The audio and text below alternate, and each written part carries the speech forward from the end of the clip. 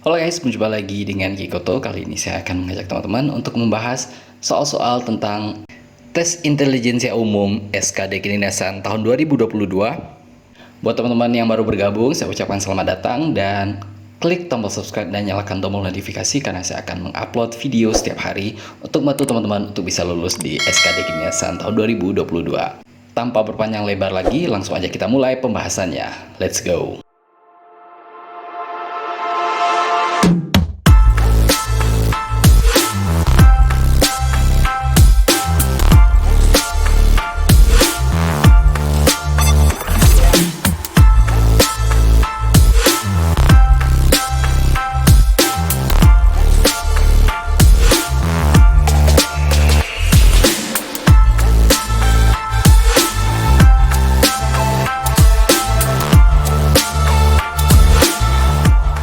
Kita mulai dari soal yang pertama, ada refraksi, refleksi, dispersi. Ini sebenarnya kan soal analogi ya, soal analogi atau soal kayak perbandingan gitu. Nah, kita harus cari opsi A sampai E yang sama dengan pengertian yang di atas. Jadi refraksi, refleksi, dan dispersi itu sebenarnya adalah suatu proses pembiasan cahaya ya. Jadi kan kalau misalnya kita ingat di pelajaran waktu SMP dulu ya atau SMA gitu, itu kan ada pelajaran fisika tentang pembiasan cahaya. Nah, di situ ada prosesnya mulai dari refraksi, habis itu refleksi, habis itu diakhiri dengan dispersi. Jadi itu kayak sebuah continuity atau sebuah proses yang berkelanjutan. Nah, yaitu kayak sebuah proses fisika kayak gitu kan. Nah, sekarang dari opsi A sampai E yang kira-kira sebuah proses fisika atau proses biologi yang kayak gitu-gitu yang paling tepat yang mana ya? Nah, yang dari opsi A sampai E itu yang paling benar itu jawabannya E ya. Filtrasi, reabsorpsi, dan sekresi. Jadi itu adalah proses ekresi ginjal. Ekresi ginjal itu kan prosesnya mulai dari filtrasi atau penyaringan, kemudian reabsorpsi itu penyerapan dan diakhiri dengan sekresi atau pembuangan. Jadi jawabannya adalah E. Nah, untuk soal yang ini, katanya berikut ini ada nilai yang lebih besar dari 14,6%. Yang mana? Jadi kita disuruh milih antara ke opsi A sampai E mana yang lebih besar dari 14,6%. Nah, caranya adalah ini kalian ubah aja dengan cara dikali 100. Semuanya dikali 100 saja, biar gampang. Jadi kayak gitu ya. Jadi semuanya kali 100. Berarti kalau kali 100 berarti nolnya akan bergeser ke kanan 2 buah. Berarti jadi sini ya. Berarti 1,14%. Ya kan? Kalau ini berarti geser 2 ke kanan jadi 1,46%. Ya kan? Kalau yang ini geser 2 ke kanan berarti 14,6. Terus yang ini jadi 14,6 juga. Sementara yang paling bawah berarti 146%. Berarti di antara kelima opsi ini yang pasti yang udah paling besar adalah yang E. Nah, soal berikutnya, ini katanya seorang pedagang membeli satu rim kertas A4 seharga 50.000. Kertas tersebut dijual secara ecer per 5 lembar. Jadi dijualnya bukan satu lembar, tapi 5 lembar. Nah, agar pedagang tersebut untung 25.000 dari hasil penjualan kertas, maka harga ecer per 5 lembar itu berapa? Nah, cara yang pertama yang harus dilakukan adalah harga belinya 50.000 itu kalian jumlahin dulu dengan berapa target keuntungannya. Jadi 50.000 sini ya. 50.000 ditambah 25.000. Itu kan sama dengan 75.000. Ya kan? Terus dia kan punya kertas itu satu rim. Satu rim itu berapa lembar? Ada 500 lembar. Terus akan dijual per 5 lembar. Kita bagi aja, bagi 5. Berarti dia ada 100 kali penjualan. Ya kan, 100 batch atau 100 kali penjualan kayak gitu kan. Nah, kalau ditanya berapa harga eceran per 5 lembar, artinya itu harga per kali ini ya. Berarti jadi 75.000. Ini berarti kalian pindah ke sini bagi 100. Dapatnya berapa? Tinggal coret. Dapatnya 750. Jawabannya D. Jadi soal selanjutnya, tidak semua anak sekolah suka berbohong kepada orang tuanya bahwa dia telah mengerjakan PR. Gitu. Jadi masih ada kok orang yang suka jujur gitu. Jadi tidak semua yang anak sekolah itu yang suka bohong gitu. Kalau dia sudah mengerjakan PR. Terus si Tata ini adalah seorang anak yang jujur dalam semua hal dan kepada siapapun. Jadi si Tata ini jujur kepada siapapun, mau siapapun itu, kecuali kepada neneknya. Neneknya dia kepada neneknya aja deh dia yang nggak jujur gitu. Nah, kebohongannya kayak gimana?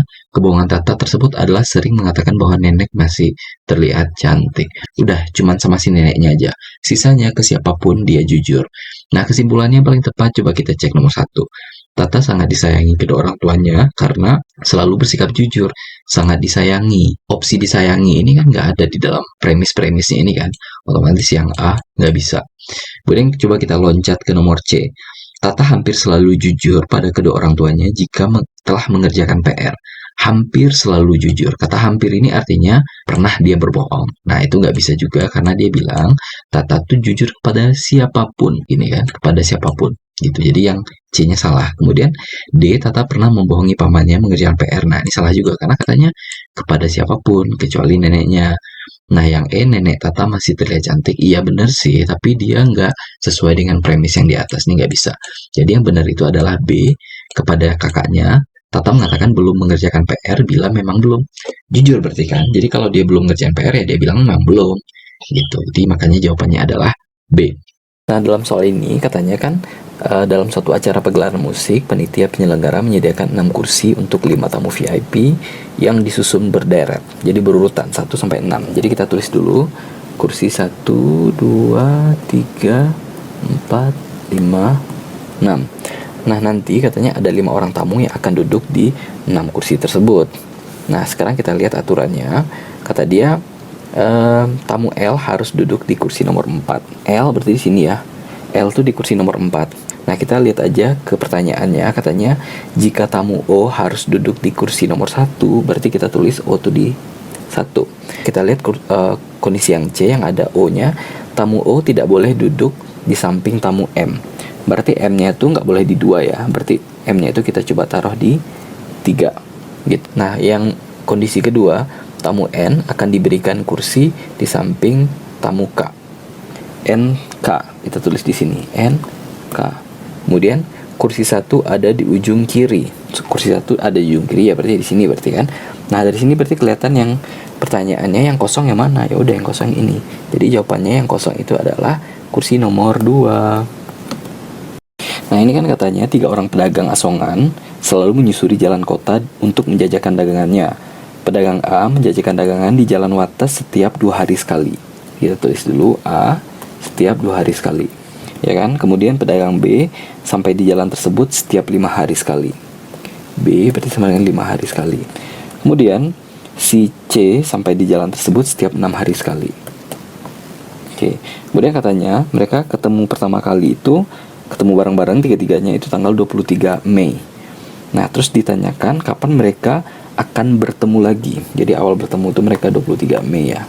Terus ditanyakan kapan mereka akan ketemu lagi bareng-bareng tiga-tiganya. Nah, kalau misalnya pertanyaannya kayak gitu, cara paling gampang adalah kalian tinggal cari KPK-nya. KPK itu adalah bilangan yang terkecil yang habis membagi A, membagi B, membagi C. Jadi bilangannya harus sama. Jadi satu bilangan aja, itu adalah bilangan yang terkecil dan itu habis membagi A, membagi B, membagi C. Nah, cara mencarinya bilangan terkecil itu atau KPK itu, ini tinggal kalian ubah menjadi 2 kali 3. Ini kan kalau 5 kan ya udah dia 1 kali 5 gitu, nggak bisa dibagi lagi. 2 kayak begitu juga. Nah, ini lihat di sini kan ada 2 kan. Nah, ini yang 2 ini kita abaikan aja, berarti KPK-nya KPK sama dengan 2 kali 5 kali 3 sama dengan dapatnya 30 ya. Dapat 30, sorry, ini 30 ya, bukan 36. Nah, terus 30 hari setelah tanggal 23 Mei itu tanggal berapa? Tanggal 22 Juni. Ingat karena bulan Mei itu ada 31 hari, jadi 30 hari setelah tanggal 23 Mei itu bukan tanggal 23 Juni ya, tapi tanggal 22 Juni. Jadi jawabannya adalah B. Nah, ini kan katanya paman menguras kolam ikannya yang bervolume 3.200 liter dengan pompa air. Kolam ikan dapat dikosongkan dalam waktu 16 menit. Berapa debit pompa air tersebut? Nah, debit itu berarti artinya jumlah berapa liter dalam 1 jam kan. Nah, berarti kita tulis dulu 3.200 liter ya. 3.200 liter. Terus dalam 1 jam. Nah, di sini kan katanya 3200 liter itu untuk 16 menit kan. Berarti kalau kita ubah jadi jam berarti 16 per 60. Ya kan? Karena dia pecahan, dia akan sama dengan 3200 kita kali dengan kebalikannya 60 per 16. Ya kan? Nah, ya udah 16 sama 32 ini kan jadi kita coret jadi 2. Ya kan, 2 kali 6 12. Nolnya 3 1 2 3 1 2 3. Ya udah, berarti jawabannya D, 12.000 liter per jam. Nah, soal berikutnya ini kita sebenarnya ditanya gambar berikutnya atau seri kelima dari rentetan gambar ini yang mana sih gitu kan. Nah, ini untuk melihatnya teman-teman bisa menjadikan gambar yang 5 buah ini seperti sebuah serial ya, serial atau kayak deret gitu. Ini kan kita bisa bilang ini gambar 1, gambar 2, gambar 3, gambar 4, gambar 5. Ya kan, coba sekarang kita bikin kayak berbentuk deret ya, 1 ke 3, terus sini ya, terus 2 ke 4, berarti 3-nya ke 5. Nah, ini dari 1 ke 3 ini teman-teman bisa lihat ya, ini yang di tengah-tengahnya ini yang besar ini, X yang besar itu dia tetap berdiri tegak. Kemudian dari 2 ke 4 dia dari tidur, yaitu di tengahnya itu berubah menjadi berdiri juga. Gambar 1 ke 3 ini yang tadinya X kecilnya itu ada 2, terus dia berubah menjadi 4, berarti dia bertambah 2 biji ya. Sementara kalau untuk yang 2 ke 4 itu kan X-nya yang berdirinya 1, terus yang tidurnya ada 2, berubah di 4 itu menjadi yang tidurnya cuma 1 dan yang berdirinya ada 4. Jadi total X-nya bertambah 2 juga, dari 3 biji menjadi 5 biji. Nah, dari sini kita bisa lihat polanya masing-masing. Yang kecil-kecil itu akan bertambah menjadi 2 setiap kali langkah, dan yang besarnya akan menjadi berdiri. Otomatis yang di gambar 5 itu kalau misalnya kita lihat pola, X-nya akan berdiri seperti ini. Kemudian X yang kecil-kecilnya itu semuanya akan berdiri. Jadi dari 3 itu menjadi gambar 5, X-nya akan berdiri semua kayak gitu. Dan itu jumlahnya ada 4 ditambah 2, berarti ada 6 ya, ada 6 X. Nah, kita lihat dari sini sudah sangat gampang sekali jawabannya. Ini kan yang X besarnya yang berdiri satu-satunya adalah C kan. Dan yang X kecilnya itu berdiri semua, jumlahnya juga 6. Karena kan yang di gambar yang ketiga ini kan ada 4 ditambah 2, 6. Berarti jawabannya adalah C. Mungkin sekian dulu dari saya. Buat teman-teman yang masih ada pertanyaan, langsung aja komen di bawah. Jangan lupa subscribe dan nyalakan tombol notifikasinya, karena saya akan mengupload video setiap hari. Akhir kata saya ucapkan selamat ujian, semoga sukses, dan semoga teman-teman lulus di sekolah kedinasan yang teman-teman tuju. See you next time, have a nice day. Bye-bye.